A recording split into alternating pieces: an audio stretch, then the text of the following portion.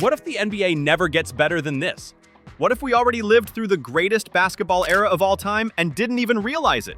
Before super teams were built in boardrooms and highlights were made for social media, the 1990s gave us something pure, brutal, and unforgettable. It was a decade where every game felt like war, every rivalry had weight, and every superstar had to earn their crown the hard way. From Jordan's 6 rings to the rise of Shaq and the grit of the Knicks, the 90s weren't just an era, they were the blueprint for greatness. This is the decade that defined the modern NBA and left a legacy so legendary, nothing since has come close. Welcome to the full recap of the greatest era in NBA history, the entire 1990s. The 90s began with a power struggle. Magic Johnson had just retired, Larry Bird's back was failing him, and the league was ready for a new face. That face became Michael Jordan. But before he could own the decade, he had to break through a wall called the Detroit Pistons. The Bad Boys had dominated the late 80s with brutal defense, psychological warfare, and a refusal to back down. Jordan took the hits, the playoff defeats, the humiliation, and came back stronger. By 1991, he swept the Pistons and never looked back. That moment wasn't just about revenge. It was the passing of the torch, the changing of the league, and the beginning of something we'd never seen before. Michael Jordan's Bulls were more than a dynasty. They were a cultural phenomenon. They three-peated from 1991 to 1993, dominating with skill, precision, and a killer instinct that redefined what it meant to be a champion. And just when it looked like nothing could stop them, Jordan walked away. The league tried to move on. Hakeem Olajuwon and the Rockets took advantage of the power vacuum, winning back-to-back titles in 1994 and 1995. But something always felt missing. Because as great as Olajuwon was, the shadow of Jordan never left. And when he came back in 1995, the league had changed. The competition was tougher, the battles were bloodier. But the Bulls didn't care. They just rebuilt, reloaded, and started another three-peat. By the end of the decade, Jordan had cemented his place as the greatest to ever do it. 6 championships, 6 finals MVPs, no Game 7s, no cracks, just dominance. But the 90s weren't just about Jordan. It was the era of legends. Charles Barkley, Karl Malone, John Stockton, Patrick Ewing. They were warriors who pushed each other to the brink every postseason. None of them got past Jordan, but they made every series unforgettable. And then there was Reggie Miller. Clutch, cocky, and fearless. He terrorized the Knicks, silenced Madison Square Garden, and turned late-game moments into theater. Every team had a personality. Every game felt like life or death. That's what made it special.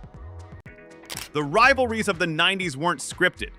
They were forged in sweat, blood, and heartbreak. Knicks versus Bulls, Pacers versus Knicks, Jazz versus Bulls, even Suns versus Rockets. These weren't just playoff matchups. They were wars. Fights broke out. Hard fouls weren't flops. Technicals meant something.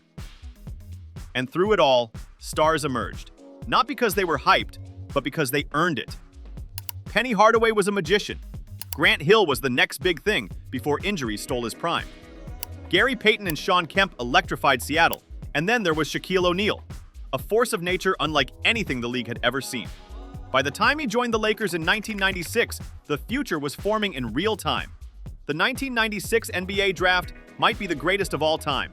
Kobe Bryant, Allen Iverson, Ray Allen, Steve Nash, Stephon Marbury, Jermaine O'Neal.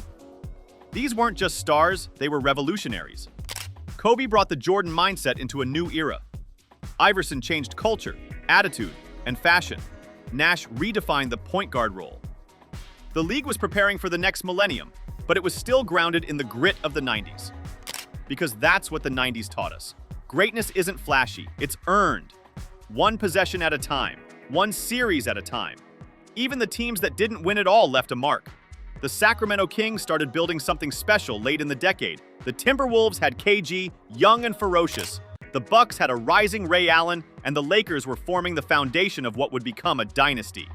But it all traced back to what the 90s created, a league where nothing was guaranteed, and everything had to be fought for.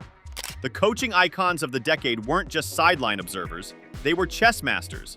Phil Jackson's triangle, Pat Riley's grit, Jerry Sloan's system, Rudy Tomjanovich's faith in his guys. They didn't just draw plays, they built cultures. And their fingerprints are still all over the league today. As the 90s came to a close, the NBA stood at a crossroads. Jordan retired again, this time seemingly for good. The Bulls were dismantled. A lockout shortened the 1999 season. The Spurs won their first title behind Tim Duncan and David Robinson, signaling the start of a new kind of dynasty. But the echoes of the 90s still rang through every arena. Every player coming in wanted to be like Mike. Every coach wanted what Phil had. Every fan still remembered where they were when Jordan hit that final shot in Utah. The 1990s weren't perfect. There were low-scoring games, defensive grinds, and fewer threes. But that's what made it real. Every point mattered. Every foul had consequences. The league wasn't designed for entertainment, it was built for survival.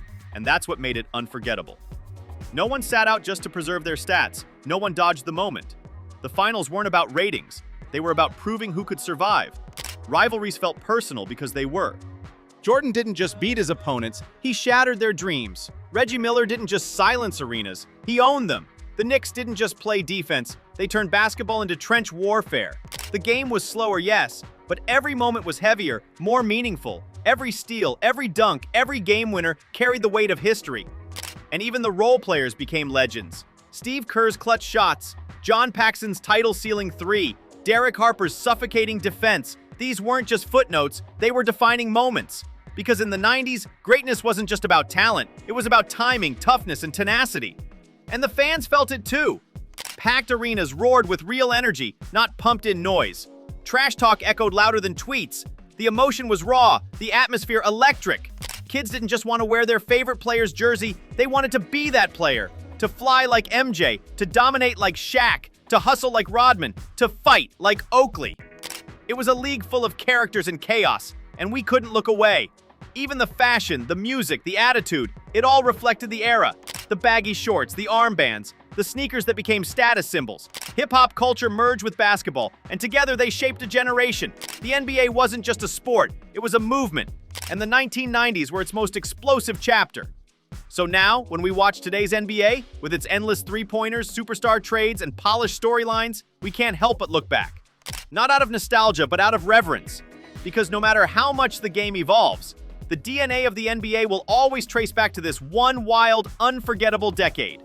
The 1990s weren't just the best era in basketball, they were the soul of the sport, the blueprint, the bar that every future generation will quietly chase, but may never catch. Because you can measure points and rings, but you can't quantify heart, pain, and pride. And in the 90s, that's what basketball was made of. Subscribe to Isaac Weah for more untold stories and deep dives that bring basketball's greatest moments back to life.